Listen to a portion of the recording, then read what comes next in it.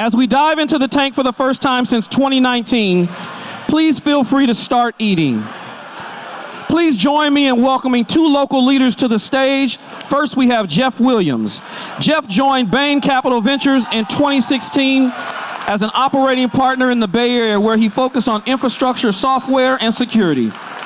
Jeff joined the board of Boys and Girls Clubs of the Peninsula in 2015 and has been a valued champion of our students. Jeff is the mastermind behind Shark Tank.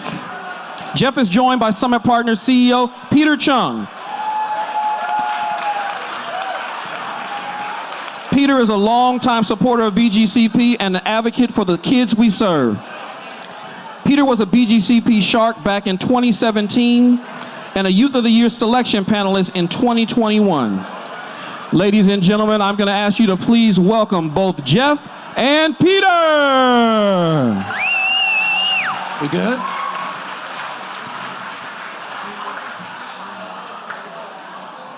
All right, everybody, let's get this started. Shh. We have a Warriors game we got to get to. By way of introduction, you heard it. My name is Jeff Williams. I'm super honored to be here tonight and host this evening. So, look, as you can see, kind of hilarious, but, you know, I get super emotional when I think about this. I was a Boys and Girls Club kid, and so I'm honored to, thank you. But I feel super blessed. It's come full circle. I've now sat on the board for 8 years, and it's been an incredible experience giving back. So the reason why we're here tonight is I started Shark Tank 8 years ago. I got the Shark, Robert Herjavec, to come down to Silicon Valley to get entrepreneurs and the investment community to invest in closing the opportunity gap in our community for underprivileged children. And a lot of people bet against me. I was all in, and it was wildly successful. And I do thank Robert Herjavec for that, because he was an instrumental part of that. So tonight, we have an opportunity. We have an opportunity to close that gap. We have an opportunity to lean in to our community. And I just want everybody to know how excited I am to be a part of this organization. So I want to introduce you to Peter Chung. So a dear friend.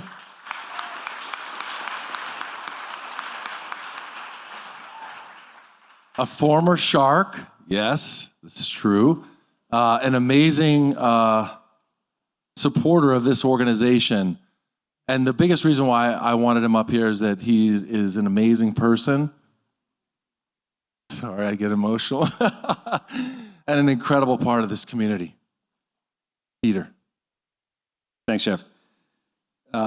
Several years ago, I made the mistake of sharing with Jeff my personal experience with the Boys and Girls Club down in East Palo Alto. And shortly thereafter, before I knew it, I was a Shark on Shark Tank 2.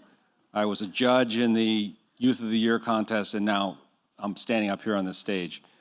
But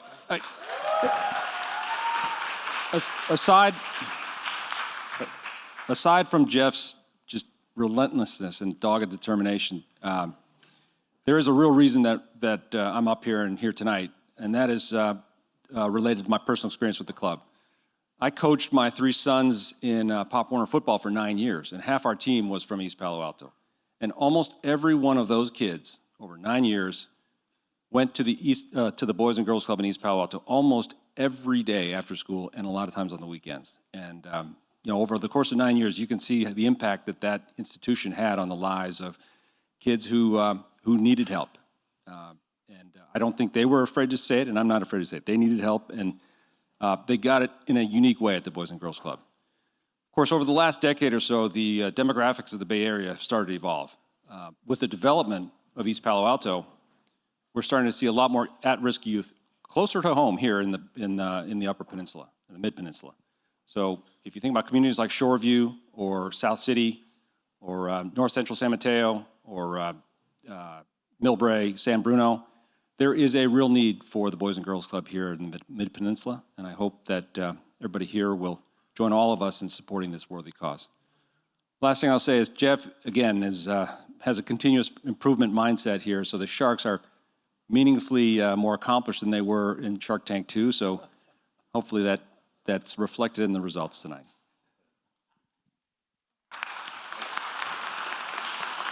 Thank you, Peter.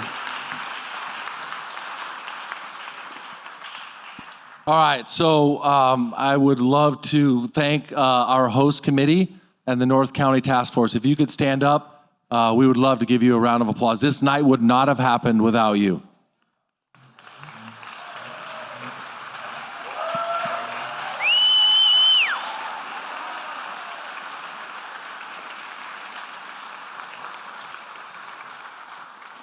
Thank you so much.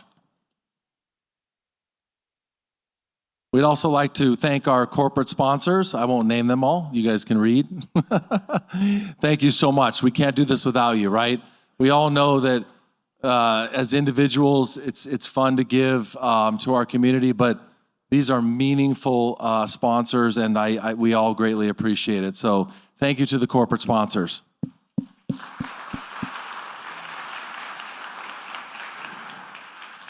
We want to invite you to begin eating at this time. Feel free to do so. You probably didn't hear me say that earlier, but it's okay. Jeff? Thank you. Yeah, you guys can chow. So listen, I think it's super important as you guys eat. The reason why we're here tonight is we had a very, very, very special event happen, right? So I've been involved in the Boys and Girls Club for 7 years. And we have now merged the Southern Peninsula with North County. And this gives us an incredible opportunity to, as our community, lean in locally, right? So we're always trying to find ways to, bridge that opportunity gap, close the opportunity gap, because we all know that education is the foundation of taking these children to the next level. And so with that, I'm super excited that I get to introduce you to the CEO, Jenny. Where's Jenny? Right there. Jenny. So as you all know, come on up here. As you all know, we've had tremendous change with COVID, with this incredible merger of these two organizations make us, it's a challenge, to move north. It's a challenge both from an organization standpoint, from a financial standpoint, and it takes a very, very, very special leader to do that. And Jenny is, one of the most amazing executives I've ever worked with, and these children are in phenomenal hands. And with that, I would like to introduce you to the CEO, Jenny Obaya.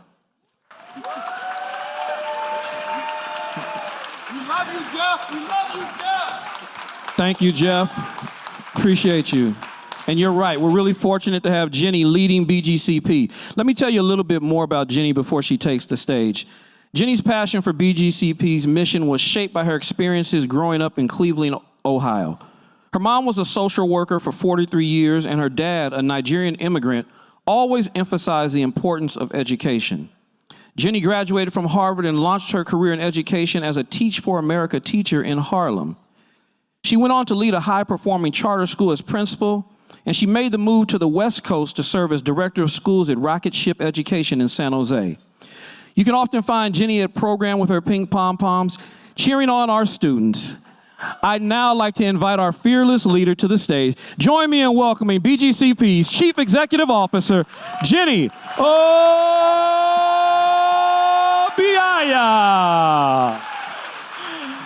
Thank you, everyone. I am so thrilled to be here with all of you tonight. I moved here from New York 10 years ago, and I never looked back. For one, the Warriors are a way better basketball team to cheer for than the Knicks. Go Dubs! But more importantly, there's no place else I'd rather raise my 7-year-old twin boys than right here in Silicon Valley. We have such an incredible culture of innovation and growth and opportunity. But for too many students right here in San Mateo County, the resources and opportunities that make our community such a great place to live are completely inaccessible. And it's our mission at BGCP to change that. We want our community to be a great place for all kids to grow up so they can lead fulfilling lives that are fueled by their passions, talents, and a love of learning. I became an elementary school educator, and I committed myself to serving in under-resourced communities because I truly believed that education was the great equalizer, the chance to start all kids off on a level playing field. But academic achievement data actually illustrates a very different reality. Just take a look at this enormous achievement gap that exists right here in our county. Only 25% of socioeconomically disadvantaged third graders are literacy proficient compared to their non-socioeconomically disadvantaged peers. And in the education world, third grade academic data is considered to be a pretty good predictor of later outcomes. Third graders not reading on grade level are 4 times less likely to graduate high school by the age of 19 compared to their proficient peers. And then add socioeconomic disadvantages into the mix. A student is 14 times less likely to graduate high school on time than their wealthier, proficient peer. And this is incredibly alarming because this has implications for overall outcomes in life, everything from earning potential to lifespan. But this isn't a student problem. This is not a kid problem. The students that we serve at BGCP, they're smart, they're hardworking, they're full of potential. And this isn't an educator problem. We've got some educators in the room tonight, and they'll tell you they're talented, they're committed. At the heart of this disparity is the opportunity gap. It's the inequitable access to opportunities that students have before they even step foot into the classroom. That's the root cause that we need to be addressing, because we know that talent is equally distributed across our community, but opportunity is not. Let me talk to you a little bit about the opportunity gap here in our community. I'll give you some examples. Parent education. Many of the parents of the students we serve don't have high school diplomas. They had to drop out of school early to start working and take care of their own families. So imagine trying to navigate our complex education system or advocate for your kid if you haven't had the experiences of going through the system yourself. Language barriers. You thought 8th grade history was hard? Now imagine sitting in class, listening to your teacher, trying to learn in a language that you don't understand. That is the experience for many of the students that we serve who are learning English for the first time. Silicon Valley has one of the widest income gaps in the country. There's so much wealth and prosperity here. But at the same time, there are 29,000 students in San Mateo County who are considered socioeconomically disadvantaged. That means a family of 4 makes less than $50,000 a year right here in the Bay Area. Now, personally, I am always blown away by how much it costs to raise kids here. Kumon tutoring, after school, summer camps, sports leagues, it all adds up. And for so many students, these enriching opportunities are inaccessible because their parents are working 2, even 3 jobs to pay rent, to put food on the table. And immigration status. The 9 digits of a social security number determine what opportunities are accessible to you, whether it's paid internships or financial aid when applying to colleges. And even more fundamentally, these 9 digits determine how safe or unsafe you feel in your own home. Success in this country really depends on being able to build cultural, economic, and social capital. And for those who have access to opportunities, it can be a virtuous cycle. Opportunities beget more opportunities, and some kids are propelled forward. That's great. But if you're a kid who's facing some of these challenges, it can be a vicious cycle. When you don't have access to opportunities, they're out of reach. You can work hard, you can be talented, but you're going to fall behind and ultimately be left there. So at BGCP, we level the playing field for students from under-resourced communities. Through our after-school, summer, and weekend programs, we empower young people with equitable access to opportunities to thrive in school and beyond. How do we do it? Well, we start with a foundation of caring relationships. We have incredibly talented youth developers who work to build trusting relationships with our kids and really create warm and welcoming environments where our kids feel safe and a sense of belonging. Many of our youth developers are actually from the communities we serve, and so there are no better mentors or role models for our kids to look up to, and we really become a second family for them. We build on this foundation of relationships, and we invest in our students' wellness. It is very hard to unleash your full potential if you have an empty tummy. And so we provide healthy, nutritious, warm meals for our kids and our families. We promote active lifestyles through programs like our Barry Carr Sports Leagues. But we also know that wellness, it's not just about physical health. So we help our students establish and fortify strong foundations of social, emotional wellness and mental health. And you'll have the opportunity to hear more about our mental health programs tonight in one of our Shark Tank pitches.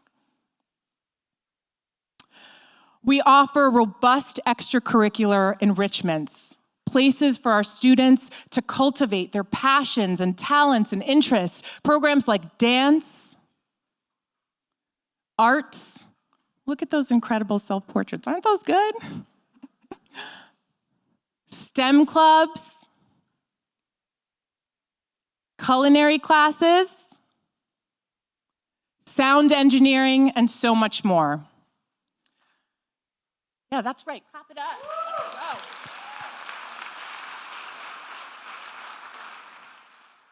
go. But in our society today, being talented is not enough. To truly set our kids up to grow up and lead empowered lives where they have tons of choices, success in school is critical. That's why we partner with schools to extend the school day and the school year through our academic after-school and summer programs. That's right. Superintendent Ochoa in the house. We offer,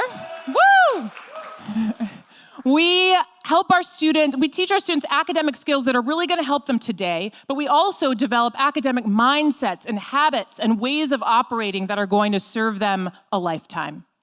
We offer a range of services, including tutoring and homework help, literacy programs, and college and career advising. Shout out to the Future Grads team in the house.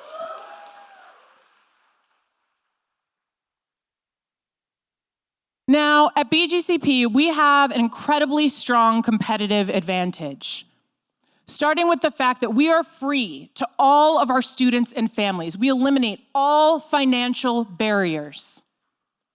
We have no eligibility requirements, no GPA minimums. We welcome all students and meet them where they are to help get them to where they want to be. We provide wraparound services, and we're a consistent source of support in our families' lives, from kindergarten all the way through adulthood. Our programs are year-round, and we're able to be incredibly responsive to the needs of the community. And one example of that, during the pandemic, when learning went remote, we were able to turn all of our sites into in-person learning hubs. So our students had a safe place to go with technology, with Wi-Fi, with warm meals, with tutors.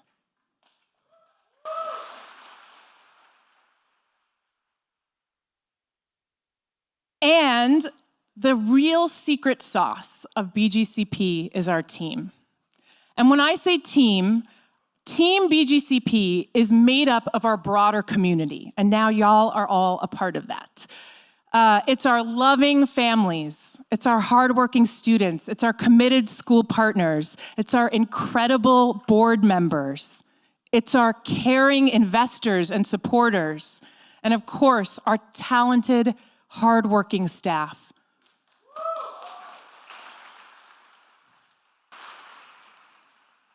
This is a snapshot of some of the places that our staff have studied and worked at prior to coming to BGCP. So you can see they could go anywhere. Any of y'all would be lucky to have our staff, but they choose to be here at BGCP because they believe in the power and potential of our students. And last, our scale. This year, Jeff mentioned we merged. We're now serving 4,200 students from East Palo Alto all the way up to Daly City. We are the largest expanded learning time provider in San Mateo County. And so we are uniquely positioned to meet this unprecedented need, especially in the wake of the pandemic. You can see how our active member numbers have grown over the years.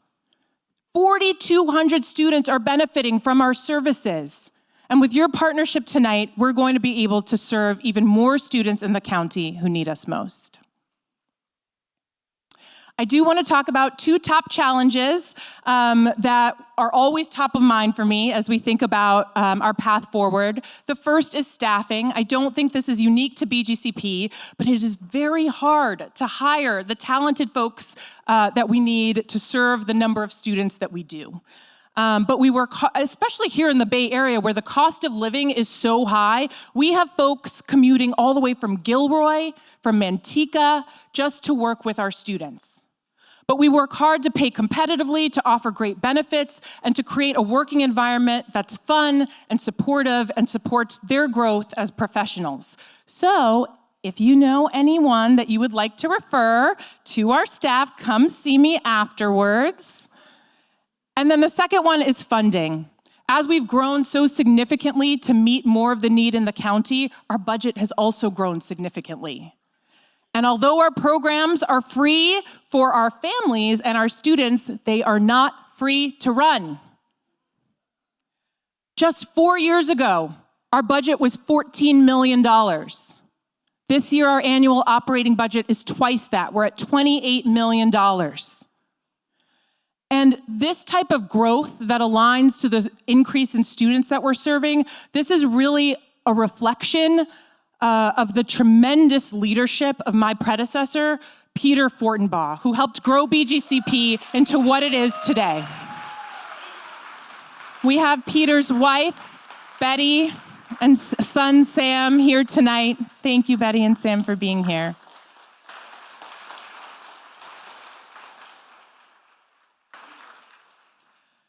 But we've been able to sustain this growth because of folks like yourselves in our community who really understand that these are all our kids. The blue and orange dots here, these represent where we serve our students, where our students and families live. But now let's take a look at where their parents and families work. All over the place. All over the place. We are one community. One community. In preparation for tonight's Shark Tank event, I watched a few episodes of Shark Tank just to get ready, get in the zone, and I saw some interesting pitches, including for something called a cooking cap, which is basically just a shower cap that you wear while you're cooking so your hair doesn't smell. Throcks, which are just socks sold in sets of 3. I guess my kids need those. And my personal favorite, the Wake and Bacon, which is a bedside alarm clock that starts cooking bacon 10 minutes before you're supposed to wake up.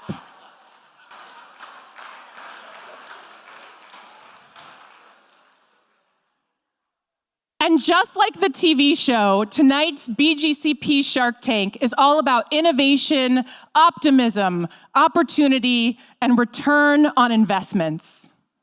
But if I do say so myself, our BGCP Shark Tank is way better than the TV show, because tonight our sharks and all of you will have the opportunity not to invest in products, but to invest in kids here in our community who need us most. Kids who are going to grow up and be future doctors, lawyers, educators, community leaders, professional athletes, industry pioneers, glass ceiling crashers. They are the next generation of investors and philanthropists. You're not going to find a higher ROI opportunity on the TV show, because tonight, an investment in our kids is going to strengthen our community, and it is an investment in our future. So get excited, y'all.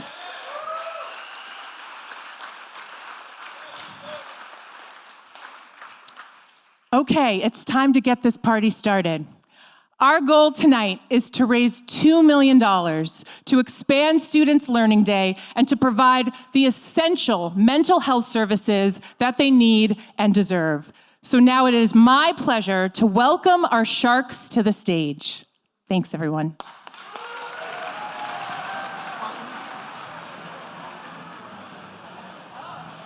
Our first shark this evening is Sherry Sobrato. Sherry is an impact investor supporting innovation in pediatric healthcare and impact media.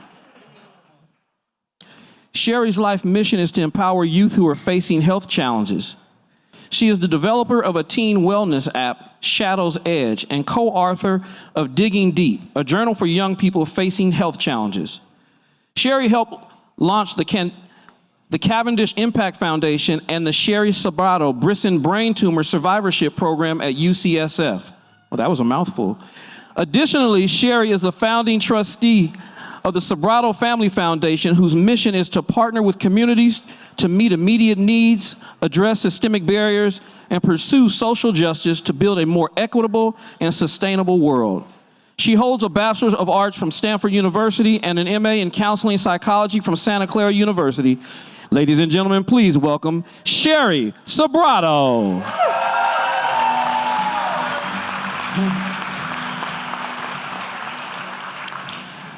Next up, we have Jeremiah Gordon. Jeremiah has been the General Counsel, Chief Compliance Officer of Capital G since its creation. Jeremiah manages legal and regulatory affairs for Capital G and is involved in all aspects, including fund formation, deal execution, portfolio management, and international investments. Jeremiah was formerly on the board of Big Brothers Big Sisters Bay Area and is a member of the Black Angel Group, which is a collective of angel investors from Google and Alphabet that invest intellectual, social, and financial capital in seed to Series A startups. Jeremiah holds a Bachelor's of Arts in Economics from Princeton University and a JD from Harvard Law School. Let's hear it for Jeremiah Gordon.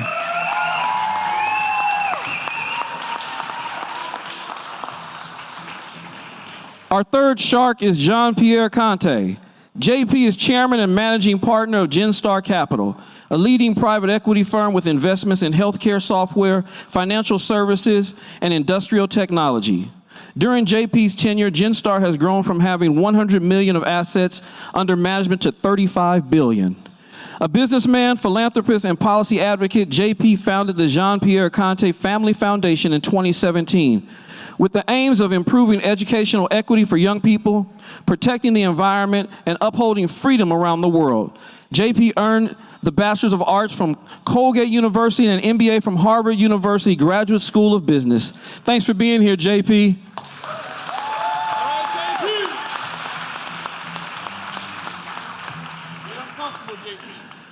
Next up, we have Tom Chavez. Tom is a tech entrepreneur and co-founder of Superset, a venture studio that develops and funds technology companies. For the past 20 plus years, Tom's focus has been centered on using data, decision science, and AI to solve hard, interesting problems. Prior to forming Superset, Tom was the CEO and co-founder of Crux that was acquired by Salesforce. To honor his parents, Tom founded the Chavez Family Foundation, which focuses on nonprofit projects at the intersection of education, immigration, and entrepreneurship. He holds a Bachelor's of Arts in Computer Science and Philosophy from Harvard University and a PhD in Economic Systems and Operations Research from Stanford University, where he was a NASA doctoral fellow. Ladies and gentlemen, welcome Tom Chavez.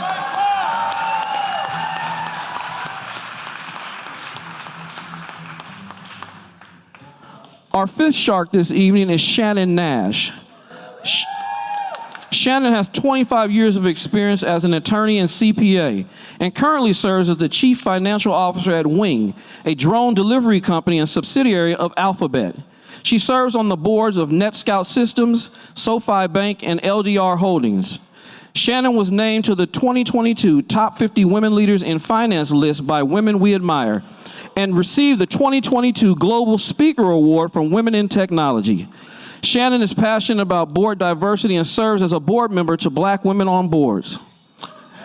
She is also a board member at the Silicon Valley Community Foundation, the largest community foundation in the world. Shannon holds a Bachelor's of Science in Accounting from the University of Virginia and a JD from the University of Virginia School of Law. Thanks for joining us, Shannon.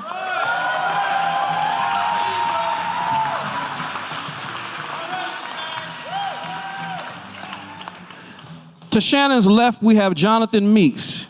John joined TA Associates in 1997 and has more than 24 years experience in the private equity industry, including having spent more than 6 years helping the expansion of the European office for TA. And he's been involved in more than 20 investments, totaling more than $2.5 billion of invested equity. John supports many community service organizations in the Bay Area, and he's a member of the Yale Development Council as well as a trustee of St. Paul's School. John received a Bachelor's of Science in Mathematics with distinction from Yale University. John, welcome. Great to have you tonight.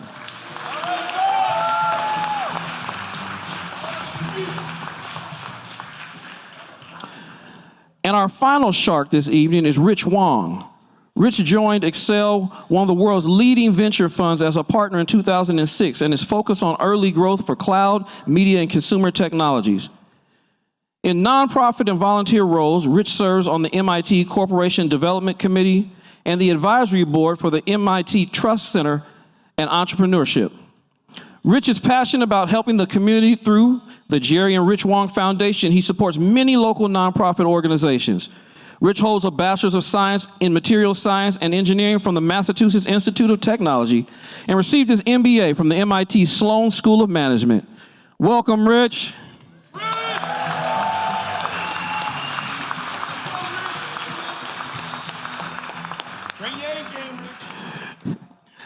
What you are about to witness are actual negotiations between BGCP entrepreneurs and investor sharks.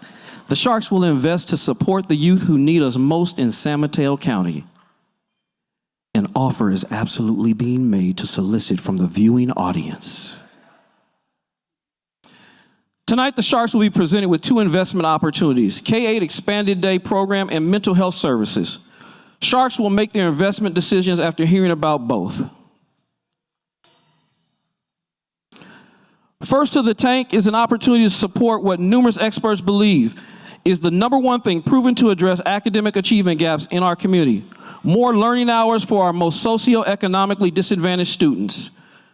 Please welcome to the stage Mac Azadi, BGCP's Chief Operating Officer, and Ruby Fong, BGCP's Regional Director for the Mid and North Peninsula.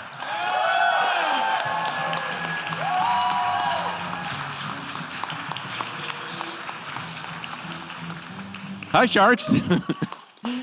I'm Mac Azadi. I'm the COO of the Boys and Girls Club of the Peninsula, and today we're here to raise $1.5 million to provide students in the mid and north parts of the county critical learning hours that are much, much needed after the unprecedented learning loss from the pandemic.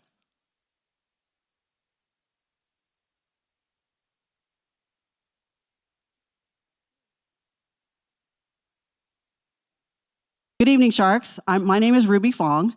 I joined Boys and Girls Club, the Boys and Girls Club movement, in 2005, and as someone from the community that was served by Boys and Girls Clubs of the Peninsula and saw the impact of it, it was an honor to join the Boys and Girls Club movement back then, but also in the last year, launched 5 new sites for Boys and Girls Clubs of the Peninsula from San Mateo, actually in San Mateo, South San Francisco, and Daly City.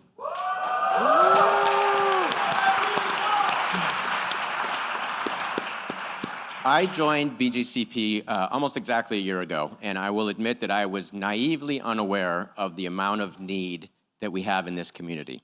As Jenny talked about already, we have 29,000 socioeconomically disadvantaged students in this area. But I'll make it a little more concise. So one of the partner schools that we work with has about 75% socioeconomically disadvantaged students. And 26 of those elementary school students are considered homeless here in our community.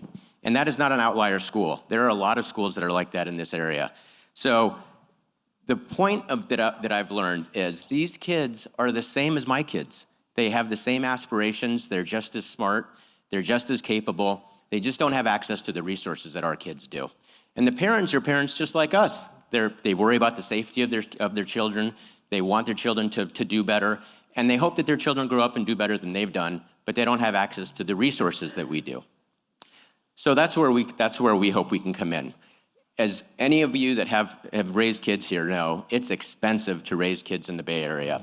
These hardworking families are working night and day, 2 to 3 jobs to keep food on the table. And so how are they supposed to also find ways to pay for after-school care, tutoring, sports, and all the things that we think about?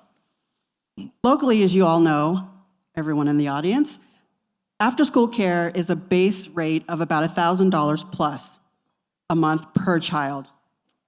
And this is completely unaffordable for a lot of families that we serve.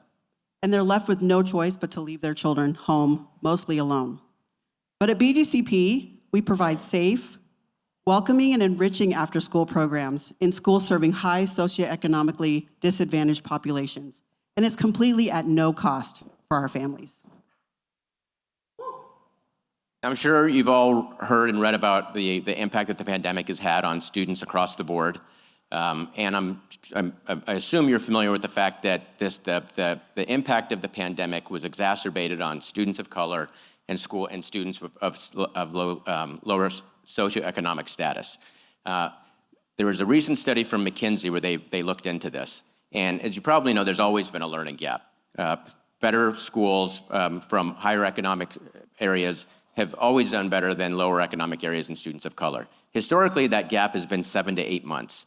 Now that's notable because 7 to 8 months is within the same school year. So there can be a gap of learning, but a 4th grader that's doing better is still learning like a 4th grader. That gap has grown post-pandemic to more than 12 months. So now a 4th grader in a low SCD district is actually learning the same things as a 3rd grader in a higher SED district. So these kids are falling behind in ways that they can't catch up. We have several of our partner schools where 3rd graders are 1.5 years to 2 years behind on their reading statistics. So a 3rd grader is reading like a 1st grader. Now obviously that matters for education, but more than that, it matters for their self-confidence. It matters for their self-belief. And so this is a gap that's so important to close. If we think about all of the things that the pandemic exacerbated, distance learning was a real issue. So my kids went to their room, got out their MacBooks, used their high-speed Wi-Fi, and were able to Zoom very easily. A lot of these other kids don't have access to those things. They didn't have access to technology, didn't have access to Wi-Fi. It's several families living under one roof, so they didn't have private places where they could learn. So it's no surprise that they would fall behind.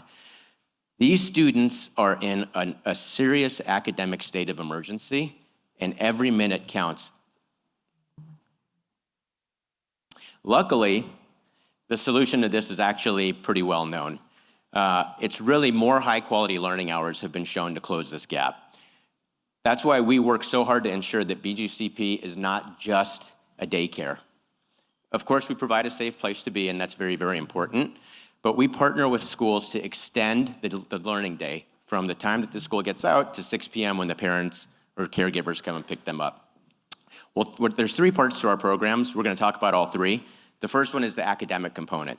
So once the kids check in, we give them a healthy snack, and then they check into an academic block where we provide them with homework help, we teach them literacy, and we teach them academic learning skills. They're not helpful just in school, but that they'll be able to use throughout everything that they do. We really kind of consider ourselves the second shift of the schools. But we also know that learning and growth comes in very different forms.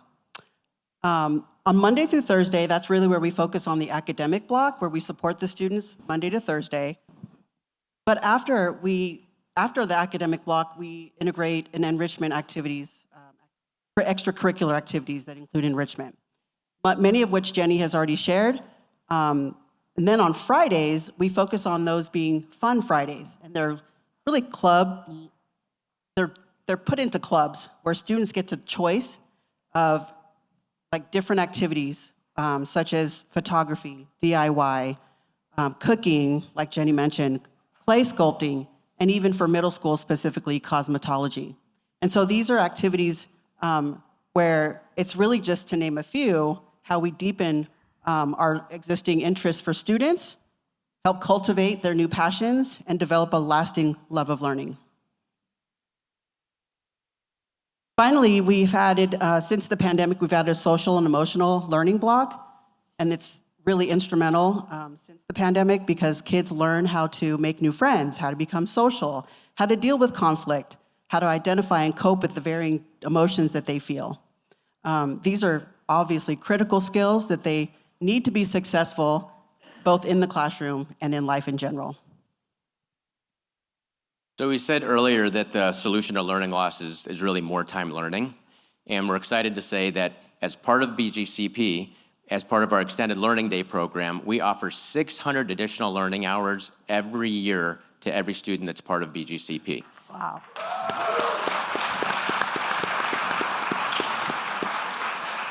Now, I'd like to turn your attention, which will be hard for some of you to do, unfortunately, to the video screen to see a message from one of our BGCP parents.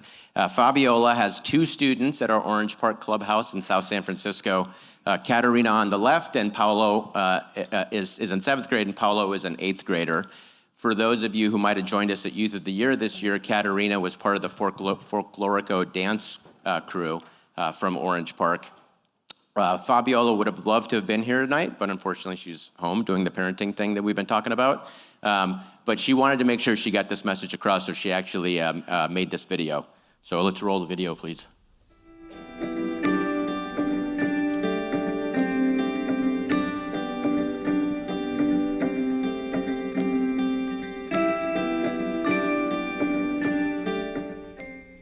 Hello, my name is Fabiola. I have 2 kids in Boys and Girls program, Catarina and Paolo, here at Orange Park. Catarina is a 7th grader and Paolo is an 8th grader. When I have my kids here, I know they are safe, I know they are learning, I know they are happy, and then for my kids it's amazing. They participate in so many activities. They are now playing what I used to play when I was a child, that is handball.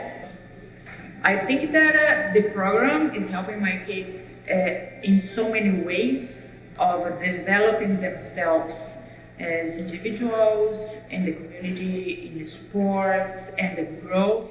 What I would tell to other parents, other families about putting their kids here in the program is just do it. Look for it, do it, enroll them. You see your kids growing, you see their development, you see the changes, not just because they are here in the program. This program is not a daycare when you just drop off and pick up your kids.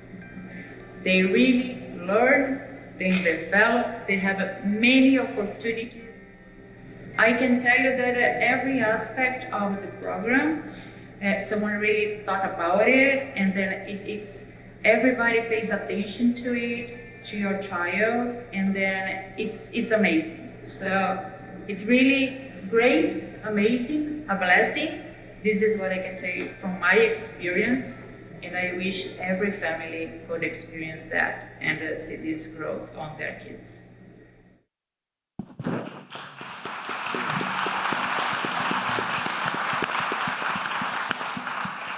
So hearing from parents like Fabiola, 1 is great, and 2, really helps to, I think, drive home the point that we add value not just to the kids, but to the whole family. Now, I would like to invite up one of my favorite partners, Diego Ochoa is the superintendent of San Mateo Foster City School District. What? I had no idea this was going to happen.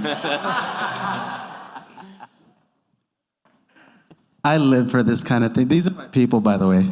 Give it up for them, you guys. So we have 21 schools in San Mateo and Foster City, and the folks from the Boys and Girls Club of the Peninsula came in and really, in a sense, rescued San Mateo Park Elementary School, where 4 out of 5 kids have very significant economic need. 4 out of 5 kids. And, you know, we were having a hard time getting our students the academic support that they needed, and it created this huge learning gap. And the Boys and Girls Club of the Peninsula has come in and filled that need this year through our after-school program.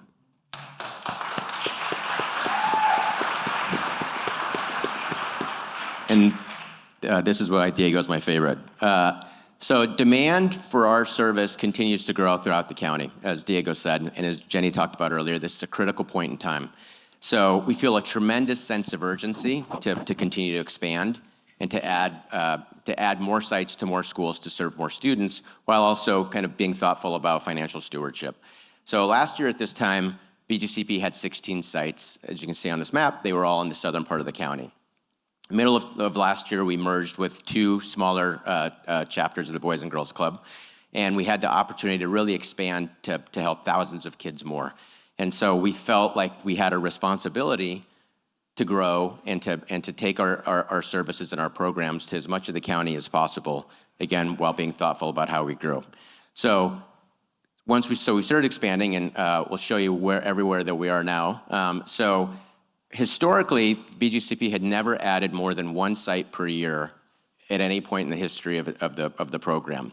Last year, we added 7 new sites. We actually 8 sites, 7 sites and a clubhouse. We grew from 2,500 students to 4,200 active students, serving all up and down the county, particularly growing in the middle and northern part of the county, where, believe it or not, the need is actually the greatest.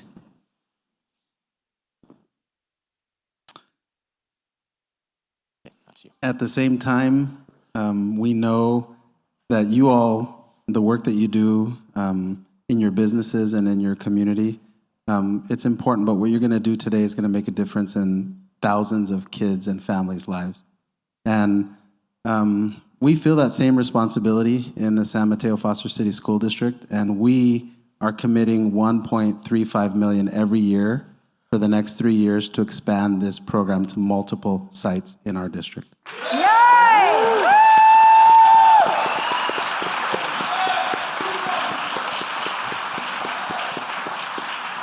See, Diego's the best. This year, 8 new schools have asked for us to expand our program to their schools. We want to be thoughtful about how we open, so we've decided we're only going to open 3 new sites this year.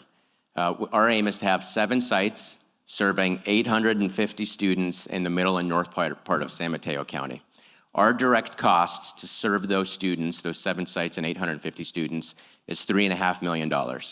Thanks to the partnership of Diego and districts like that.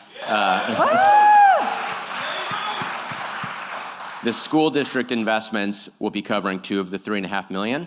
So tonight, we're asking you to participate in helping us raise $1.5 million so that we can continue to add schools in San Mateo, Daly City, and South San Francisco. And everyone will get a shower cap, so when you're cooking your salmon at home, it won't. And don't forget, if we raise more, we can open more. So don't be shy. So what's the ROI on this investment? It's $1.5 million investment, 850 students, 7 new sites will deliver 510,000 hours of extra learning time every school year. So if we believe that additional learning time is the way to close the opportunity gap, there's no better way to do it than this. At a cost of $4,000 per student. Now, I challenge you to think about, those of you that have kids and raise kids, how much you've spent on tutoring, on sports, on after school, and we're able to do it at $4,000 per student. And importantly, and it helps us provide access to things like Ruby spoke about, enrichment, STEM, art, sports, and music. And just as importantly, it allows parents like Fabiola to work and to know that their kids are being taken care of and that we're helping close that opportunity gap for kids. And I'm going to toot your horn. When they bring a program to your school, passion, culture, identity, wellness. I mean, this is not a person watching 20 kids in the classroom. This is a group of people who believe in something. Well done.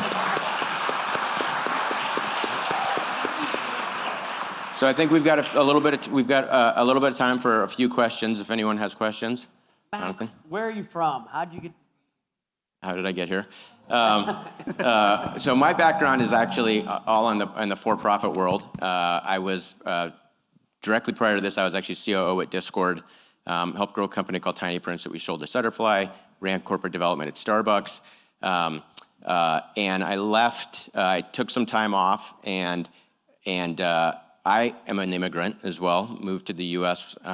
Didn't speak English. We grew up on food stamps, and I knew for me the way to get out of that world was to go to college and kind of claw my way out of poverty.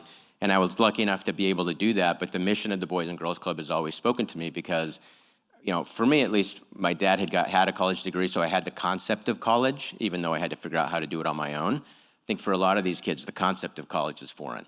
And so the mission has always spoken to me. And when I was trying to decide what to do next with my career, this felt like this was the right place to bring my skill set. Awesome.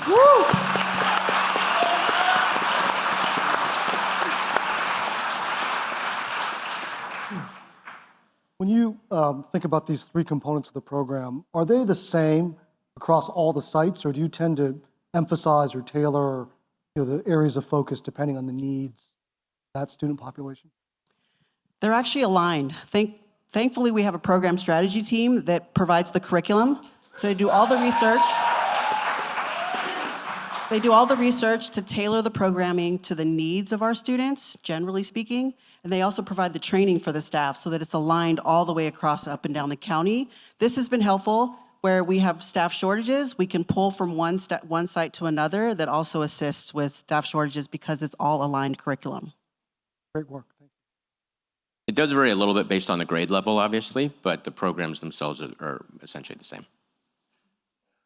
I have a quick question about the parents. It's great to hear from Fabiola, and I'm wondering if you could speak a little bit around the priorities of the parents. What do you get back from the parents? I know that they're busy.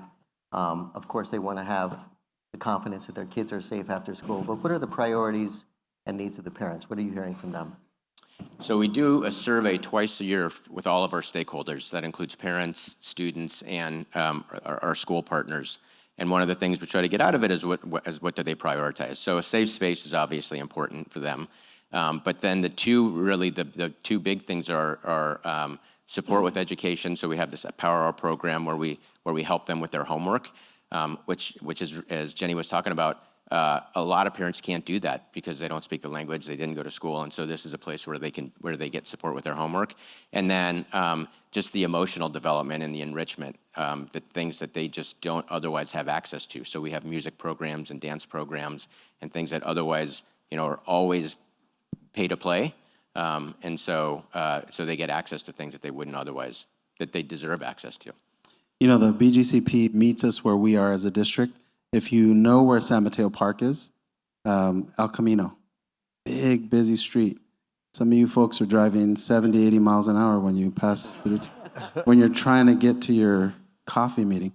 And almost all the kids live on the side towards North Central San Mateo. So they can't walk to school. So our district takes kids in buses to school every day, send bus after bus to take the kids across El Camino. Now think about this, before the Boys and Girls Club, 0 students with economic need, 0 students stayed after school.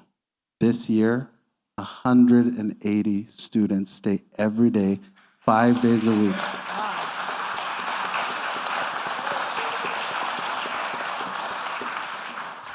at one school, by the way, we use metrics in my district. Greatest gains in math achievement, San Mateo Park. Greatest gains in ELA achievement for kinder, first and second, San Mateo Park.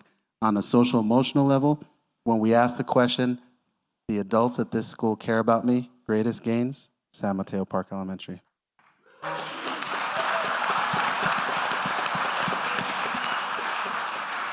Can you talk, you're doing amazing work. Like you said, $4,000 per student. A lot of you guys live in Hillsborough. You know $4,000 doesn't cover hardly anything for these schools.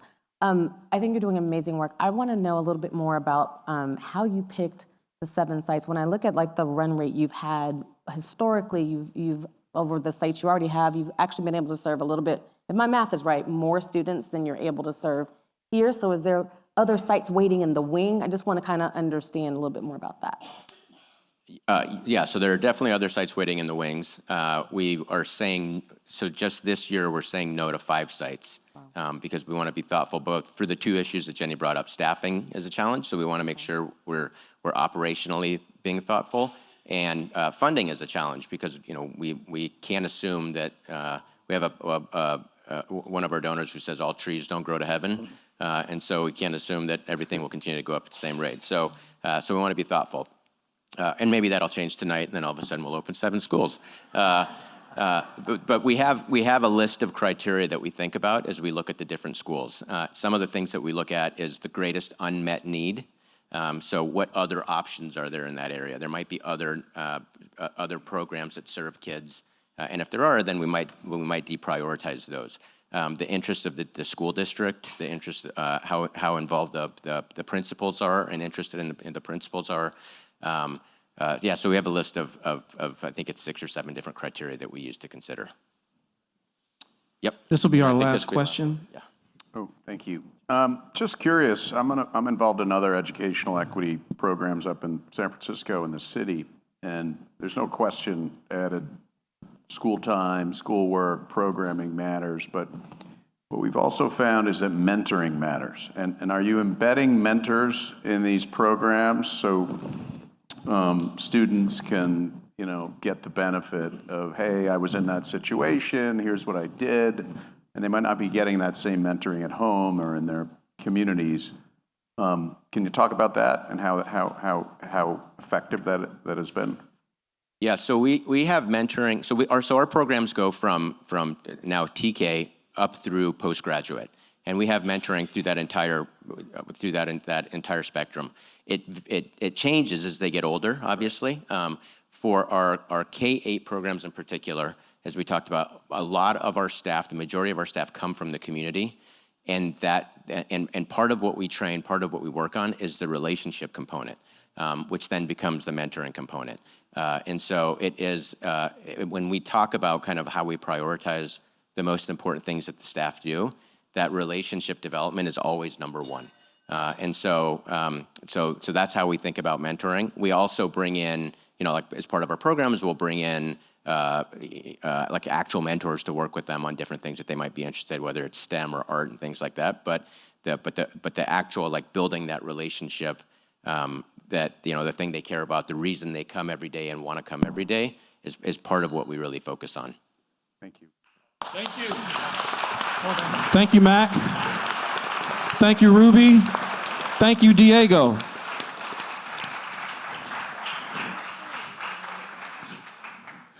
Before we hear tonight's second pitch, let's take a look back at how one of our previous BGCP Shark Tank investments from 2019 is performing.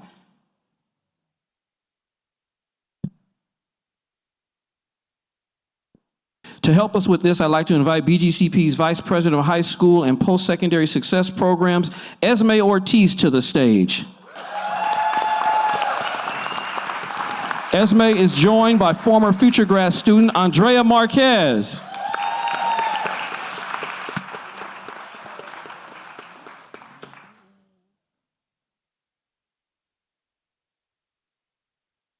Before Esme takes it away, let's hear a round of applause for her being a tremendous role model for our students.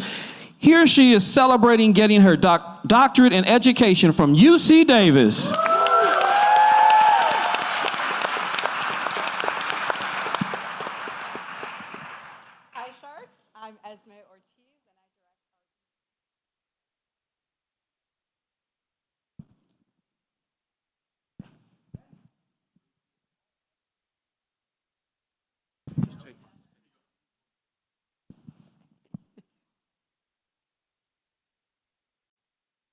Alrighty. Hi, Sharks. I'm Esma Ortiz, and I direct our BGCP Future Grads program. Oh, something's stolen. And back in 2019, I was actually on this exact stage pitching our Future Grads program. And we were very fortunate that the Sharks at the time, as well as the audience members, invested $860,000 in our Future Grads program. And that gave access to so many students who are the first in their families to access our Future Grads program, where we support students to and through college graduation. And as you'll see, in 2019, we had 249 students in the program. Today, we have 636 students. Wow. And of those, 373 are high school students, and 243 are in college. And our expansion to serving students in the middle and northern part of the county is what has driven recent jumps in the number of students that we're serving through Future Grads, as well as supporting more of our college students. And this year, we expanded to 3 new sites, 2 in Daly City, Jefferson and Westmore High School, yes, and South San Francisco. Yes, South City. And I'm really excited that this fall, we are hoping to expand to El Camino High School in South San Francisco. And looking at the numbers, it's so exciting to see so many students in Future Grads, but it can be even more powerful to hear personally from some of our Future Grad students about what they've gotten out of the program. And so I'm gonna invite Andrea to share her Future Grad story with everyone this evening. Thank you, Esme. Hi, everybody. I'm Andrea. I joined Future Grads back in 2015 when I was a junior in high school. At that time, the Future Grads mentors helped me through the entire college application process, as I'm the first in my family to go to college, and I had no other support outside of them.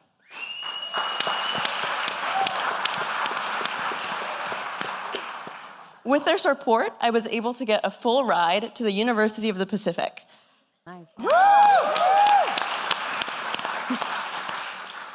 While I was at UOP, Future Grads continued to support me to ensure that I achieved all of my academic goals and even helped me get through the pandemic while I was abroad.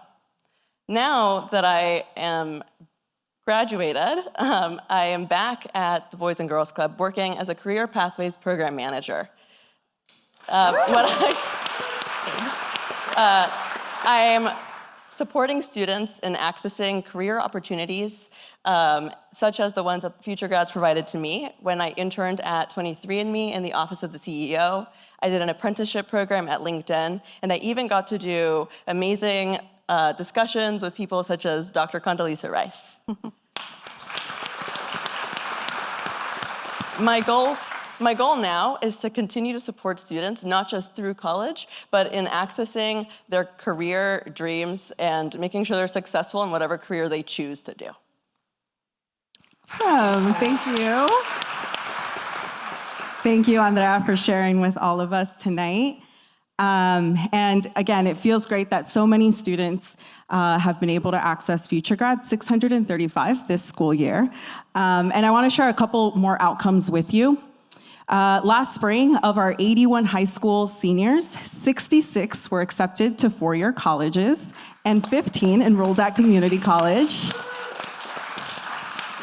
And 95% of our first-year college students successfully completed their first year, which is well above the national average of 75%. Wow.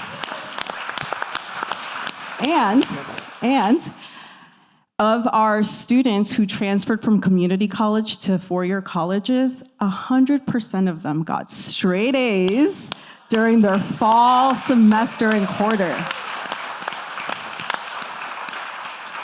So Sharks, I hope you see the power of the investments you're considering this evening. Your investments really are changing lives, and and we deeply appreciate you investing in our students, as well as all our audience members. And so in closing, we're gonna have a short Future Grads video roll.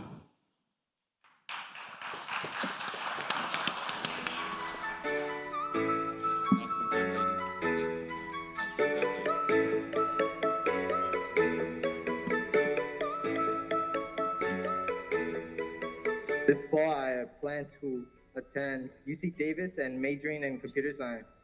I am happy to say that this fall I will attend Berkeley pursuing a sociology degree. Go Bears! I'm going to be attending Sacramento State, dual majoring in ethnic studies and sociology while minoring in music. So I no longer attend UC Berkeley, but I did.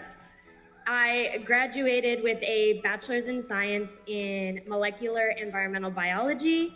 So I got involved with the Future Grads program when my husband, Tony Lautman, was trying to find a program that could get students, kids, from sophomore year of high school into and all the way through college. I just felt like it was a really great opportunity for me to help give kids that maybe haven't had as much opportunity an even playing field, give them some direction and guidance and help keep them kind of on the right path. Going to college has the possibility to change someone's life, and not only their life, but the lives of their family members, their parents, and their siblings. Things that Joshua and Future Grads did, it just held his hand, held our hand to prepare him for college. It was amazing. It was one of the best things that has ever happened in our life because it's his future. With Future Grads, I was able to get a mentor who has helped me apply to college, but also apply to scholarships throughout my senior year of high school. Not only that, but throughout my high school education, they have also given me opportunities to apply to summer internships, which I have gratefully taken advantage of. Future Grads has not only supported me in the classroom academically to reach my full potential, but they've also encouraged me to join clubs and to sing in the choir, to be a musician, to express myself, because it's most influential to be a well-rounded person. I would say they're the GPS to get to college. Thus far, I've been accepted to the University of San Francisco,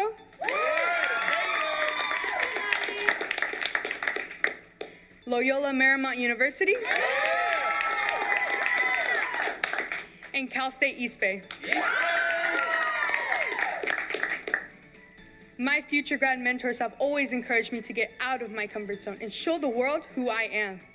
You guys were very helpful, and without them, or without you guys, I wouldn't have been able to get to where I am today, and so I will be forever grateful. Thank you very much.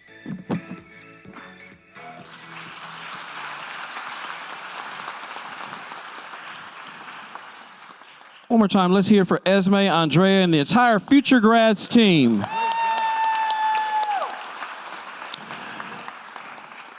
Now we're on to our second pitch. Our next investment opportunity is BGCP's mental health services. Next up in the tank, Daniela Velasquez serves as BGCP's Director of Mental Health Services. Daniela is joined by Vidar Malik, our BGCP community-based therapist focused on Redwood City. Welcome to the tank, Daniela and Vidar.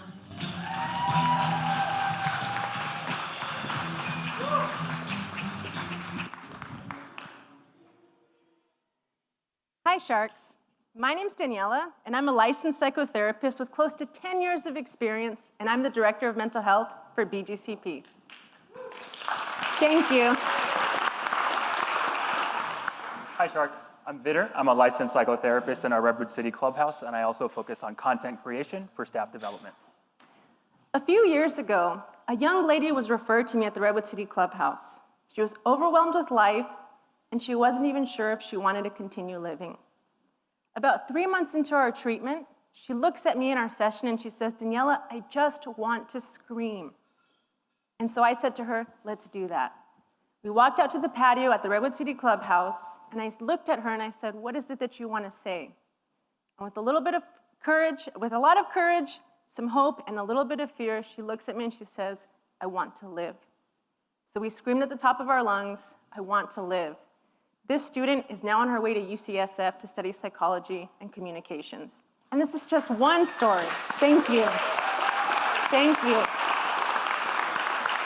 This is just one of the many stories that I've had at BGCP, and so have some of my fellow clinicians. And when we look at the current research, it's terrifying. About 20% of all high schoolers have really seriously thought of killing themselves. And of that 20%, so that's about 1 in 5, nearly half have made an attempt.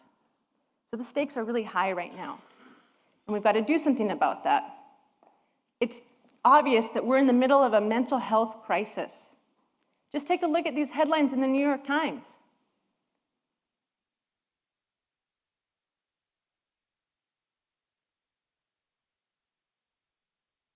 And the pandemic only exacerbated these things. I was on the ground floor during the pandemic at the different clubhouses, and I saw firsthand how the disruption in routine and the isolation impacted our kids.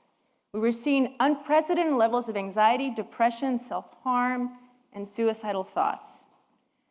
In that first year of the pandemic, I did more risk assessments and crisis intervention than in my whole career. And the truth is, our kids at BGCP are at higher risk. They have certain challenges that they face that other kids might not face. The first one being an increased susceptibility to trauma. We're talking about intergenerational trauma. We're talking about parents not being home because they're working multiple jobs, living in dangerous neighborhoods, and in many cases, the trauma of migrating to this country. And the list goes on. Another challenge that our families face is the financial barrier. In the Bay Area alone, a private practice session costs anywhere from $250 to $300 an hour, and our families simply cannot afford that. They're busy trying to get food on the table and clothes on their kids' backs. Cost aside, getting access to a provider that works with a teenager or a child is incredibly difficult. The demand is so high and the wait lists are long. And don't even get me started on insurance. That's a maze that many people don't know how to navigate. And lastly, stigma. Many cultures stigmatize, or in many cultures, mental health is stigmatized. And it's hard for people to reach out and access help. And that's particularly true of our undocumented population at Boys and Girls Club. Now, Sharks, I'm from Eastside San Jose, and my parents are immigrants from Bolivia, so I know these challenges and these barriers quite well. And that's why this is really personal to me. And I didn't have a BGCP in my corner growing up. And that's why I'm also really proud to say and serve as the Director of Mental Health for BGCP, where we're breaking down these barriers and making sure that our kids can get access to mental health. Yeah. Thank you. Thank you. And here's how we do that. We provide individual psychotherapy for our students.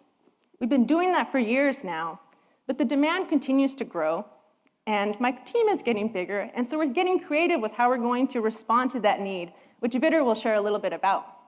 In addition to individual therapy, we've recently launched group counseling at our Redwood City Clubhouse. I currently work with about 50 students across multiple small groups, and we process various topics that are relevant for them. So some recent topics were the elements of a healthy relationship and how to navigate major life transitions. And while our main focus is supporting students, we also make sure to reach out to those students' families so they know who we are and so we can extend our support to them as well. And when it comes to those financial barriers that Daniela mentioned earlier, they don't exist at BGCP. Our mental health services are 100% free to our students, and we don't require any insurance.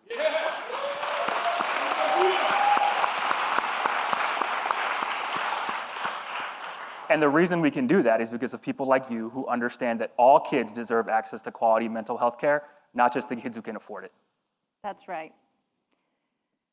I've built an in-house team of incredibly talented and skilled clinicians. We're now 7 strong.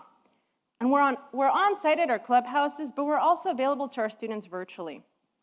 And it's important for us that we partner with the staff at the clubhouses, our partners in the schools and other community organizations, the families and the students at the clubhouses. One example of this is Lucia. She's our undocumented and Spanish-speaking clinician, and the majority of her sessions are done in Spanish, or like we like to call it, Spanglish. And one of the needs that she saw at one of our partner schools was the need to support teen moms. So she started an undocumented teen mom group with about 5 young women in there who are processing the fear that's coming up for them as they're trying to navigate motherhood at such a young age. So that's one way that we're addressing some of the needs in real time. And as Daniela mentioned, we're a mighty team of 7, but BGCP as a whole serves about 4,200 students. So another thing we do is train our staff of about 250 youth program leaders who are with our kids every day so that they know what to look out for. One of our core philosophies is that you don't have to be a therapist to be therapeutic. So we make sure that our staff know what to look for in terms of when to refer a student to us if they need additional support, and to make sure they have the tools to support kids before things get more serious in the first place. Here we have Daniela talking to Cece, who's a member of our athletics team, and she is the perfect example of somebody who doesn't necessarily have a mental health background, but because she's a safe and trusted adult for our kids, she provides a lot of that therapeutic support. And she was a club kid too. Another way that we're making ourselves accessible is through teletherapy. Before the pandemic, we used to stop seeing clients once they graduated from high school. But during the pandemic, I had so many former clients reaching out, asking for support because they were struggling. And then I started to hear the same thing from future grads. And what we really uncovered was that our students weren't feeling comfortable reaching out to their universities for a few reasons. One is the wait list. The other part is the time-limited services, so you get maybe 10 to 12 sessions. And then the other one is they didn't know the people there. So it was the trust. Trust was difficult for them. We started working with them through the pandemic. That's okay. We started working with them through the pandemic, and then what we realized was that they needed more support after that too. And so now I'm really happy to share with all of you, we have a full-time virtual therapist who works with our post-secondary students and staff, and every single one of the clinicians on my team works with post-secondary students because the demand is so high. And at our core, Vitter and I and everyone on my mental health team, we're youth developers. And we believe that it's all about the relationship. That's where things start. And what do you need in a relationship? Trust. We're not strangers to our kids. We hang out with them outside of the clubhouse. I've actually become very good at ping pong over the years. And Vitter is a beast on the basketball court. Yeah, I'm the Steph Curry of Redwood City. And I play horse every day with some of our kids, and it's a great way to build relationships with them and engage in some healthy competition, which I usually win. Sure. But no matter... Unless it's ping pong. Yeah, unless it's ping pong. I'm still getting better at that. But no matter how we're interacting with our kids, we're always stressing the importance of taking care of your mind as well as your body, and the idea that good mental health comes as a result of being part of a community. And ultimately, that's what we are at BGCP. We're a safe community where our kids can learn, grow, and have fun. That's right. And speaking of community, thank you. I would love to introduce all of you to one of our awesome community members. He was a former Youth of the Year and a BGCP student, and the first student I met on my first day at BGCP 5 years ago. So please help me in welcoming Des Frazier to the stage. Thanks, Des.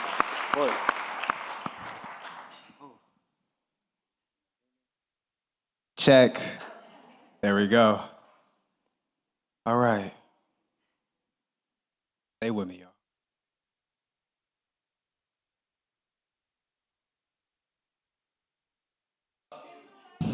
We all love you. Imagine a kid who had all of the world's external forces looking to write his story for him. Imagine a 16-year-old kid who was wrongfully framed and incarcerated for crimes he didn't commit. Well, that kid I was just telling you about, well, that kid was me. Back in 2018, I was a senior attending the Redwood City Clubhouse. And here is where I met Daniela. And our time together began with her helping me with my Youth of the Year speech.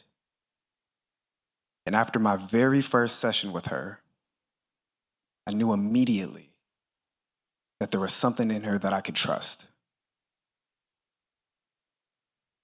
And though I had other opportunities to receive mental health support through my high school and my doctor's recommendations, nothing felt as safe for me as when Daniela would invite me into her nook and offer me a sweet cup of chamomile tea. And therapy taught me many lessons. And most importantly, it taught me the importance of cultivating a relationship with myself. It was a guiding light for me in my journey during the most vulnerable period of my life and pointed me towards my own healing. And in my one-on-one sessions with Daniela, it was the first time in my life where I had felt heard, seen, understood, ever. And even to this day, I still find myself coming back to the same conversations Daniela and I had about setting boundaries, or even being more gentle, more kind with myself.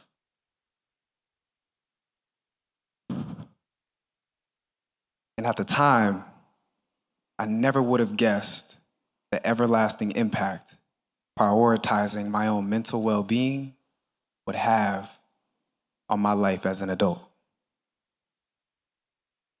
Now, I'm 22 years old. Let me go back a little bit. Let me back up a little bit. Daniela would always remind me, Des, just keep smiling because that's your superpower. And now I'm 22 years old and I'm definitely still smiling.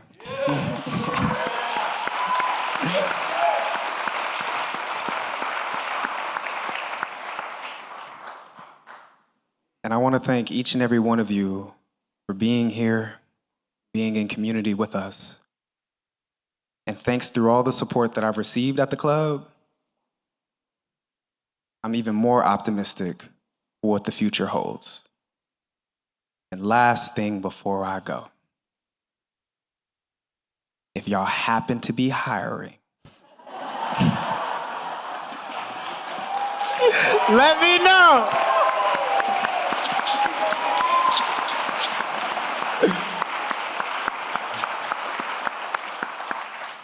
I want to thank you all. Thank you all for giving me the time of day and making me feel heard, seen, and understood. Thank you. Thanks, guys.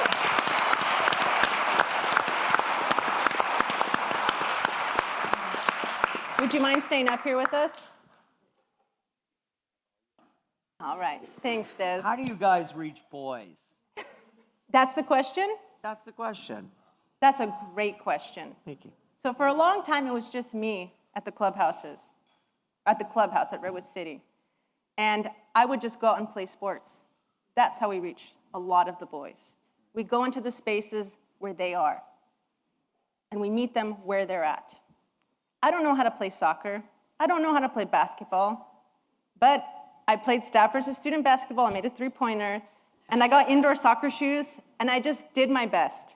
And that's how we reach a lot of the boys, through the athletic programs or through whatever they're doing. Sound engineering. I'm not a rapper. I'm on a few tracks. True story. This is how we reach them, by meeting them where they're at. Great question. And maybe Des, you might want to answer that one. Just you and I. If you have anything that you'd like to add to that. I think you hit it on the nail, Daniela. I remember a few sessions in the Keystone Room where we threw on instrumentals, and Daniela had no hesitation attacking a few of those beats. I'm from the east side. But yes, that's how we reach them. Yeah. I still have a little bit more. Yep. Let me share with all of you. Well, let me go back one slide. So we heard Dez's perspective. I'd like Vitor to share his perspective as a staff member, and how we're doing things particularly innovative at BGCP when it comes to mental health. Go for it, Vitor. So before coming to BGCP, I worked at a high school. I worked at an inpatient rehab center for people with severe drug addiction, and I worked at the county jail over at San Jose. And in all those places, I saw how strained the system was. I had clients who were desperate for just one therapy session, but instead they were put on wait lists or on long holds over the phone. And meanwhile, me and my coworkers did what we could, but we were short-staffed and we were overwhelmed with insurance paperwork. And it was really, really disheartening because we get into this work to help people heal, but the system can make that feel impossible sometimes. And I'm really grateful to say that that's not the case at BGCP. We put a huge emphasis on taking care of our staff as we support our kids. Danielle is always there for us to provide coaching and support when we need it. And one of the coolest parts about working at BGCP is we pay a significantly higher salary than other mental health organizations in the area. So that allows us to take care of our needs so that when we're at work, we focus on solely our kids.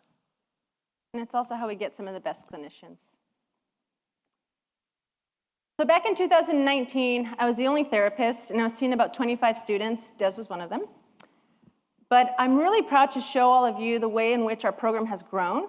And the truth is, we're just getting started.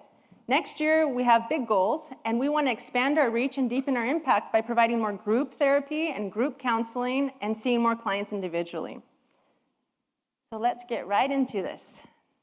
So what's going to be the return on your $500,000 investment?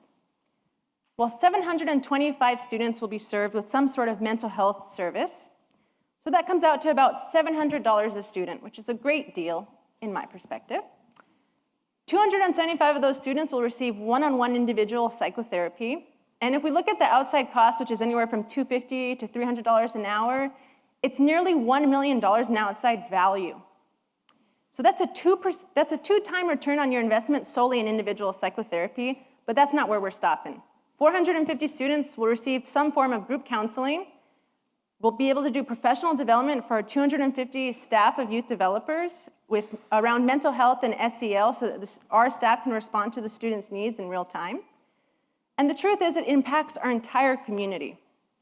Therapy is merely the process, but the product is we're changing lives, and in some cases, we're saving lives. So, what questions can we answer? Thank you. How many? 2 questions. I'm being told we can only take 2 questions, so. What do you view as the greatest challenge that you guys have going forward? I mean, it seems as though we had a pandemic. You guys sort of did awesome work trying to mitigate that to some extent. We're now sort of coming out of that, but it just seems as though the mental health challenges haven't recessed at all. That's correct. So I'd say that the biggest challenges, and these 2 can help me out if I don't nail it, is that 1, it's expensive to hire good people. 2, it's hard to find good people. And then the other piece to that is no matter how much we hire, the need seems to continue to grow. So it's like we're always playing catch up with what's going on at the clubhouses. Vitor, do you want to add anything to that when we think about challenges? Yeah, I think a challenge that comes up is that healing takes time and building trust takes time. So the work that we're doing, we won't necessarily see the outcomes that we're hoping for a little while. And sometimes that can be challenging when day to day, we don't see the healing that we're hoping for. But I think one thing that helps us with that is we know that every little interaction we have with our kids, whether it's playing sports or sharing a meal with them, builds a little bit of trust and chips away at that stigma that Daniela mentioned. So just a reminder that every little day counts, and even if the healing that we want takes time, we're doing a little bit every day to get there. Thank you. Thank you. Thank you. Thank you. We can take one more. Sherry. Thanks. God, mine's very loud, sorry. I really loved what was said about you don't have to be a therapist to be therapeutic. And I just brought this vision to me of being surrounded by this loving, trustful environment. And that brings me to my question, which is, how is it that kids get referred to therapy? Do they refer themselves? Do you spot them? Because, everyone has some training in seeing who has the greatest needs, because sometimes the quietest kids are the ones that need the most help. Correct. So I'm wondering how you get your clients. Yeah, so it's a little bit of everything. I'll tell you my favorite referral form is when a friend refers another friend. That happens a lot at the clubhouse. And it happens in the post-secondary space too. So it's a little bit of everything. A lot of students, because they know that we're a part of the clubhouse, they'll come and refer themselves. So we have self-referral, friend referral, staff referral. Collectively as a group, we might say, hey, we think that this person might benefit from therapy. Why don't you start connecting with them from a distance, right? Just start connecting with them. Family referrals, our outside partner are schools like Sequoia, Woodside, Menlo Atherton. They'll reach out to us if they know their student comes to the Boys and Girls Club and let us know that they would like to make a referral. So we really get referrals from all different places. It's a little bit of everything. I think that was the last question, correct, James? Beautiful, beautiful. Thank you. Thanks. Thank you, Daniela, Vitter, and Des.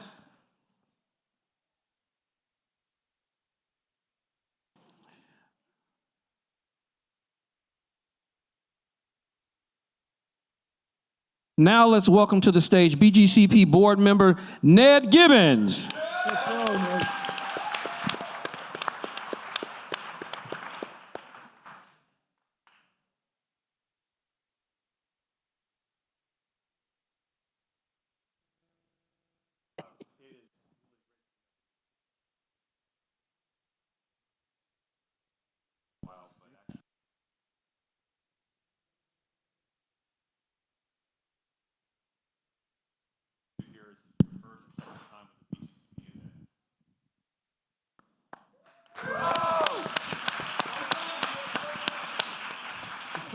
That's fantastic, and maybe you can hear me now as well. So it's really an honor to be up here, and I feel I'm so thankful to be here.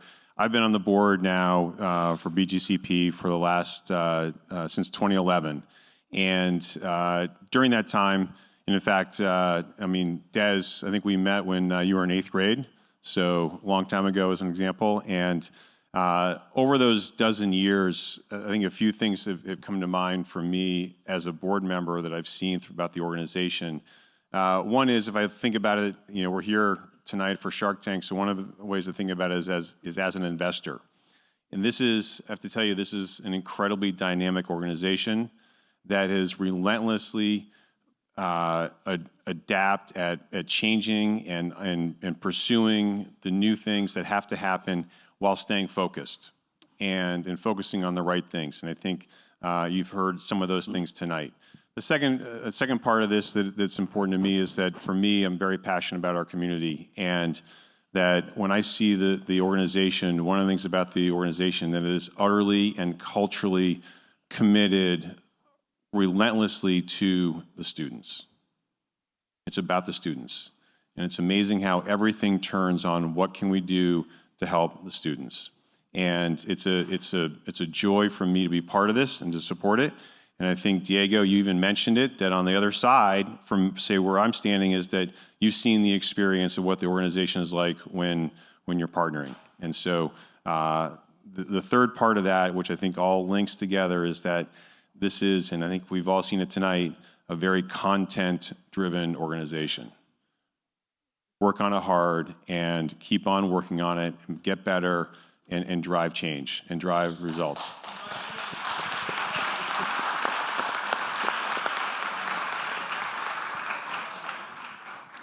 So with that, let's get to maybe a different part of the evening here, the final stages here. And so this is Shark Tank. There's an opportunity to invest. We talked about investing earlier. So this is what this is about right now, this stage right here. So it's a real honor for me to be up here to help everyone here, everyone hopefully, generate investments for the students of BGCP in the community. So with that, what I'm going to do is I'm going to ask the Sharks about if they would like to invest and why. And so, Sherry, if you don't mind, I'd love to start with you and have your feedback. Did anything resonate with you? And just let us know if you'd like to invest. Well, if anyone knows me in this room, they know I'm all about mental health. And when Des said that the biggest thing that he gained was feeling heard and being seen, I'm like, I'm on board. I mean, I would like to give that opportunity to all the young people at the club. And I was thinking if you don't have your health, you don't have anything, right? Well, if you don't have your mental health, you really don't have anything at all, because it affects your learning, it affects your relationships, it affects your future. So I'd like to announce tonight that I'm in for an investment of $150,000 to the mental health program.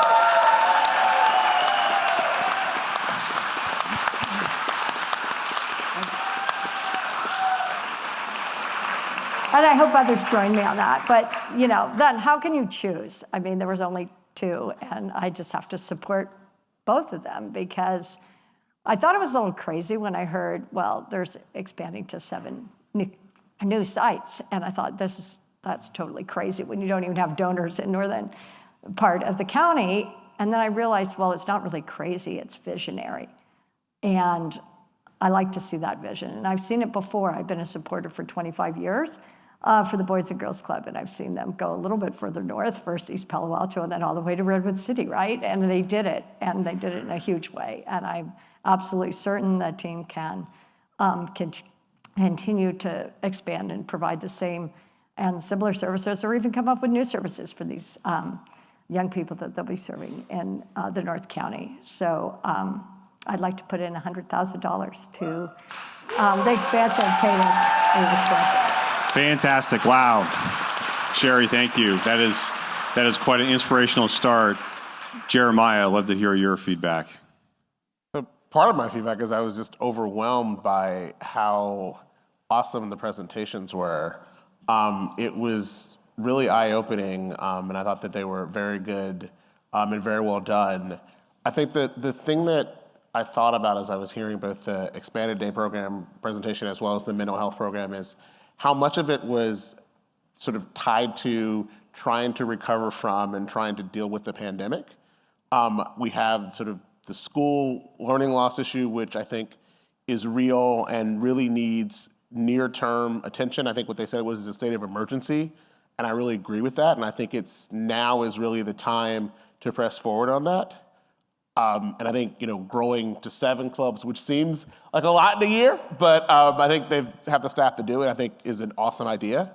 On the other side of it, I think that the mental health issues are also real and were also aggravated by the pandemic.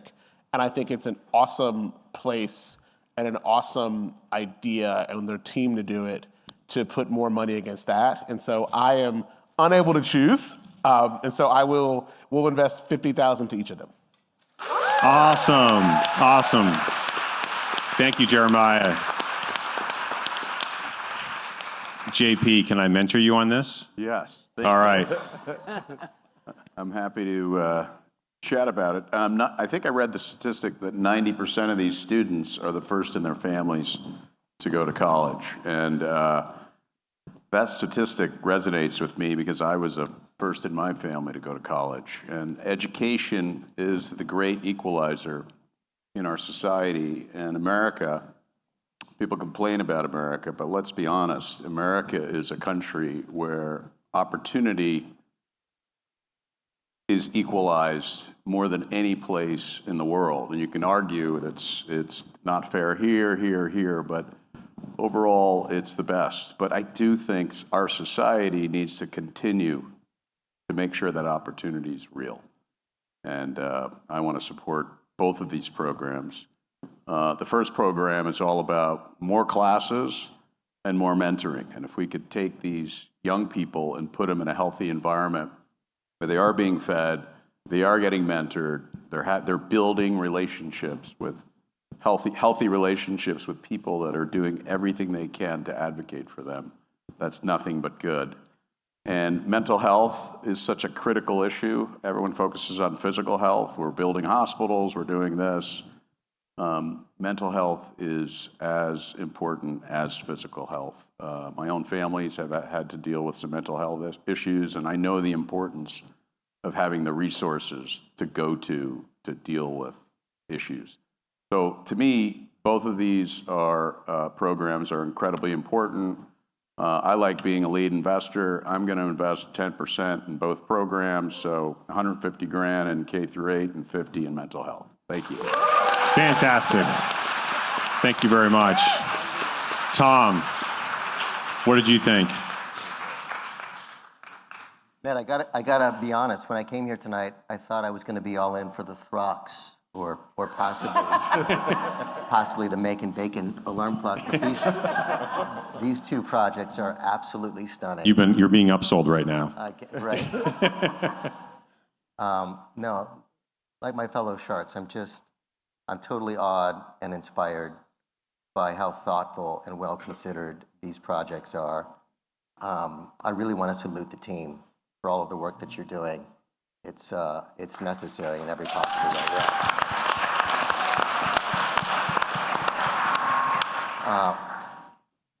Like Jeremiah, I worry about learning loss on the heels of the pandemic. JP, I was also first in family to go to college, so it's very moving and important for me to see the work that you're doing in the K through 8 extended stay program. You can see the results. You can see how fundamental that is. Mental health, I really appreciate on the second project how you're punching through in addressing the cultural stigmas. I'm an Albuquerque boy. I'm a Mexican guy from Albuquerque. I understand how deep those stigmas roll. And so thank you for doing that work. It's very personal and it's really important. So it would be a privilege to support the K through 8 program with $100,000 and $50,000 for the mental health. Tom, thank you. It's fantastic. Thank you so much. Shannon. I too want to echo, I was completely blown away by, I didn't know what to expect. This is my first year. I was completely blown away by the level of these programs and these pitches. You know, me and my husband have 3 boys, and 2 are adults. 1 is in college right now, and I got to tell you, one of the scariest things that ever happened to us was the night that our son was texting us feverishly saying, "There's an active shooter on my campus." We'll never forget that night. And we talked a lot about mental health. And so it really resonates very personally with me. As Des was out there talking, I could see tons of my son's friends and kids in his voice. If we don't, like Sherry said, if you don't have your house in order, you don't have your mental health in order, what do you have? So I'm gonna go all in on mental health, and I'm gonna give $100,000. Awesome. Thank you. Mr. Meeks, are you ready to green light some investments? You know, it's hard to feel a little sharky when there's so much talent and passion from the staff of BGCP with so much demand and need for these kids. And, you know, having seen a bunch of these, Peter would be super proud tonight. And, you know, it's really remarkable. Diego, you were amazing. This whole pull in the north part of the Bay is super exciting. And with the team, with Ruby and everyone, I think you have to give $50,000 to the K-8 and the expansion. And it's really inspiring to hear all of that energy. And so I'd like to do that with my wife, Meredith. And we have 3 teens at home. And people say, little kids, little problems, big kids, big problems. And Shannon and I were writing the same notes, which is saying saving lives. And the mental health crisis is so real. Learning loss is real, but the mental health is clear and present danger. And so Meredith and I would like to give $100,000 to the mental health. Thank you very much. That's amazing. So, Rich, since you get to go last year, that creates an opportunity to really make sure that you clean up here and outdo everyone from an investing standpoint. What's your feedback? Thank you very much. I appreciate that. Since I get to go last, can I just say it's not an easy thing for all the presenters that came up here, not just in front of these sharks. It's a very weird setting. We all listen to pitches all day long, and I just wanted to say you guys all did an amazing job, sincerely. Thank you.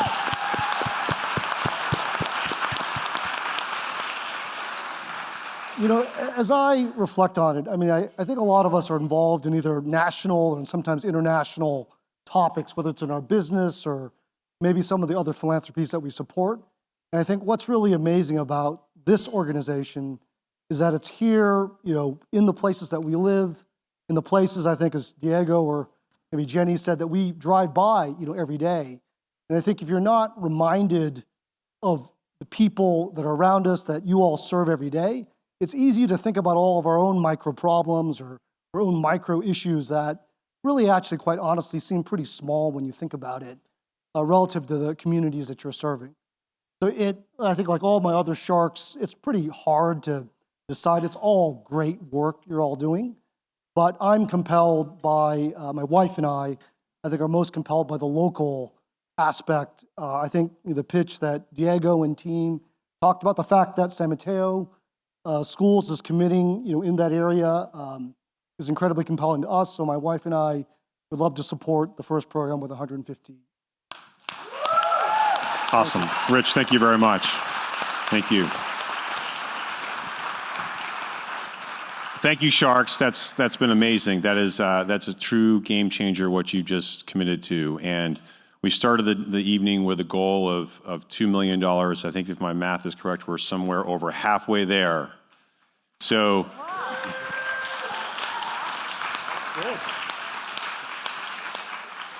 now if you've watched Shark Tank, this is when the show ends, but we're not done yet. Okay, so this is where the audience, everyone here has a chance to participate, and this is a really important part of this. And so before we get going on that, I have a very exciting announcement to make, though, is that there's an anonymous donor. There's an anonymous donor who is going to match 100% of all donations tonight. 100%. So we really have an incredible opportunity this evening to really try to close the opportunity gap that Jeff was talking about earlier and that Jenny was talking about. So first of all, we're going to start off, before we get to the first chance to invest here, is let's talk about how we're going to do this. Since we're able to double the donations, we have a two-step process. All right, so here we go. The first step is on the tables, there are cards and pens. So if everyone can grab a card and pen. As you grab those cards and pens, what we're asking you to do is be able to put in your name and your investment amount on there when you decide what your investment amount level is. So that's step one. Step two is a little more fun. There are glow sticks on the table too. Everyone grab a glow stick, please.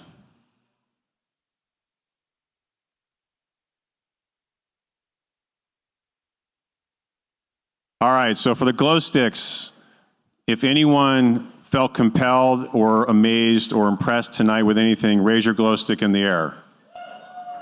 All right, there we go. We're ready to go. So with that, let's get moving here. So let's start off.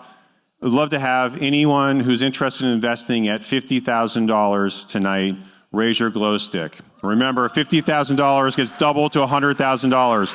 Someone from BGCP's staff will come by and get your card. Pick up your card. Wow, we have over here as well, right behind you.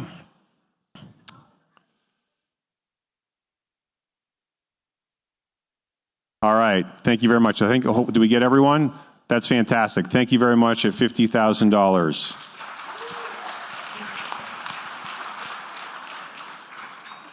The next level is $25,000.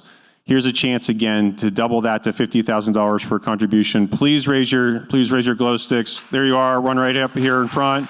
Thank you very much. Remember, it covers 6 students from the K through 8 or 36 students with mental health.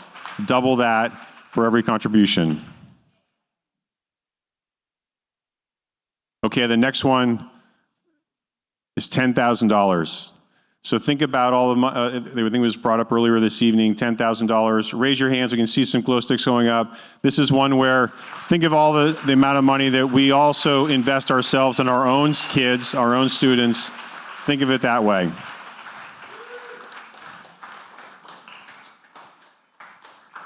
Thank you for keeping your arms up while we come around, while the staff comes around and grab your cards. Thank you very much. And please remind us later on if we missed you as well. We do not want to do that. All right, the second to last level here is $5,000. Love to see some more glow sticks at $5,000.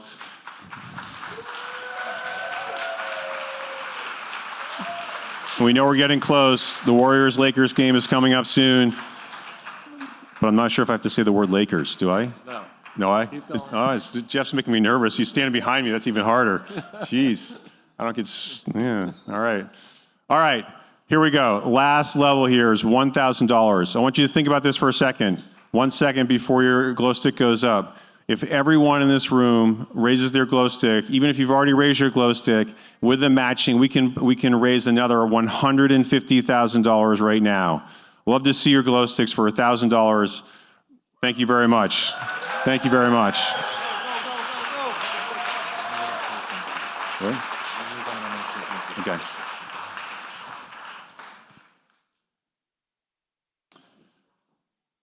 All right, as we work around the room here, I want to say just a few things. We're almost finished here, but I want to say really thanks in a couple ways. First of all, Sharks. Okay, amazing. Thank you for your time. Thank you for your feedback, your commitment, and your investments. Fantastic tonight. Thank you very much.